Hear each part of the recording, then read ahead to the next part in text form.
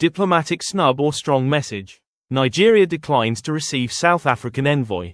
Relations between Africa's two largest economies came under fresh strain this week after Nigerian President Bola Ahmed Tinubu declined to receive a special envoy sent by South African President Cyril Ramaphosa following renewed xenophobic attacks against Nigerians and other African migrants in South Africa.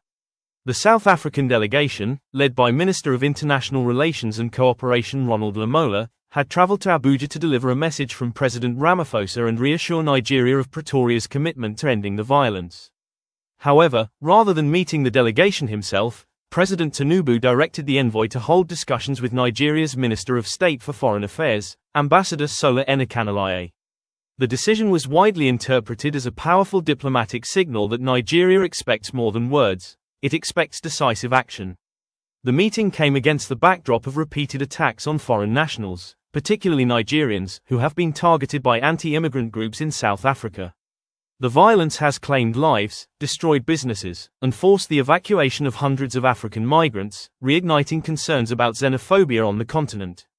Nigerian officials stressed that while criminal behavior by any individual should be prosecuted, it can never justify mob violence or attacks on innocent foreign nationals.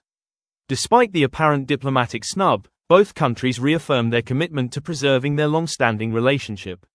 South Africa reiterated its condemnation of xenophobia and pledged to strengthen the protection of foreign nationals while ensuring that perpetrators of the attacks face justice. Nigeria, meanwhile, called for stronger safeguards, greater police intervention, and accountability for those responsible for the violence. The incident serves as a stark reminder that Africa's vision of unity and regional integration can only be realized when every African is able to live, work, and do business anywhere on the continent without fear of discrimination or violence. For many observers, the message from Abuja was unmistakable.